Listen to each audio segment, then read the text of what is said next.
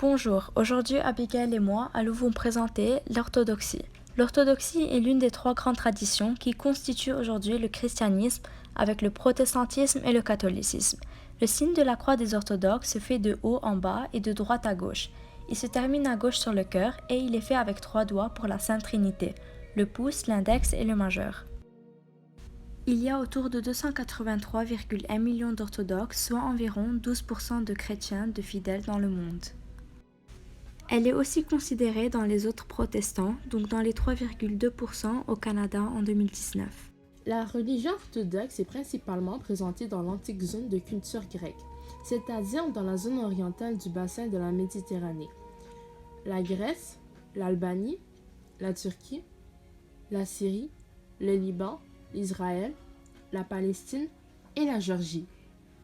Et dans les zones appelées zones de peuplement slave, la Russie, l'Ukraine, la Biélorussie, la Bulgarie, la Sibérie, le Monténégro, la République de Macédoine ainsi que la Roumanie. Les personnages principaux sont Jésus-Christ, Marie, les apôtres, les martyrs, les saints et les anges. La foi orthodoxe est monothéiste et aussi trinitaire comme le reste des chrétiens. Ils croient à la Sainte Trinité, qui comprend Dieu le Père, Dieu le Fils et le Saint-Esprit. Les églises orthodoxes ne reconnaissent que le symbole de Nicée, il est complété à Constantinople et débute par la phrase « Je crois en un seul Dieu ». Le lieu de culte principal est l'église. Habituellement dans les églises orthodoxes partout dans le monde, les dames sont en obligation de couvrir les épaules, le dos et les jambes. Les shorts sont à proscrire comme les pantalons et jeans serrés qui sont interdits. Le foulard orthodoxe n'est pas une obligation à porter, mais certaines femmes le portent parce que c'est un linge sacré très richement orné et qui a pour fonction de protéger les saintes espèces.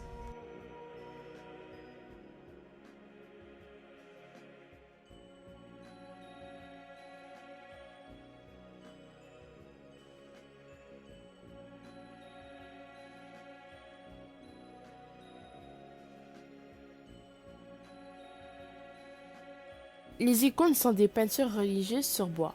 On les retrouve souvent dans les églises. Elles sont souvent de couleur dorée et elles ont beaucoup de couleurs vives.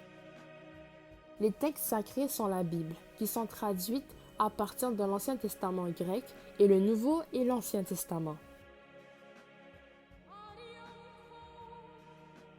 En fait, les 10 commandements énumèrent les devoirs fondamentaux de l'homme envers Dieu et envers son prochain. Il suffit donc de transgresser l'un des commandements pour agir contre toute la loi divine.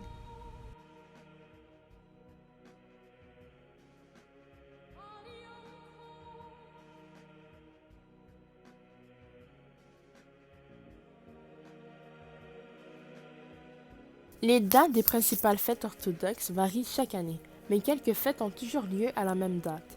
Le dimanche des Palmes, entrée de Jésus-Christ dans Jérusalem. Pâques orthodoxe, la préférée fête des orthodoxes, la présentation du Christ au temple, toujours le 2 février. La dormition de la Sainte Marie, c'est la commémoration de la mort et de la résurrection de la mère de Jésus, toujours fêtée le 15 août. La nativité du Christ, donc Noël qui est toujours fêté le 25 décembre. Voici les 8 lieux saints et connus pour le christianisme orthodoxe. Le mont Athos en Grèce, qui est une enclave autonome regroupant 20 monastères et plus de 2000 moines, et seuls les hommes y ont accès. L'Union européenne a classé le monastère orthodoxe serbe du Kosovo parmi les 5 plus importants lieux saints du bassin méditerranéen. Constantinople, aujourd'hui Istanbul en Turquie, qui était le centre de tout le christianisme orthodoxe et qui reste le centre spirituel. Sreta en Géorgie, le lieu où l'orthodoxie en Géorgie a commencé. Etchmiadzin en Arménie est le lieu où le saint Grégoire bâtit la première église en Arménie. Elle est l'ancienne capitale et la ville la plus sainte du pays. L'Alexandrie en Égypte étant considérée comme le premier archevêque d'Alexandrie. Aksum en Éthiopie, le lieu saint le plus important chez les Éthiopiens où se trouve l'église Sainte-Marie de Sion. Et enfin Lalibela qui est le centre de pèlerinage en Éthiopie. Aujourd'hui, la religion dans certains pays n'a plus autant ou n'a carrément plus d'influence à l'État comme auparavant.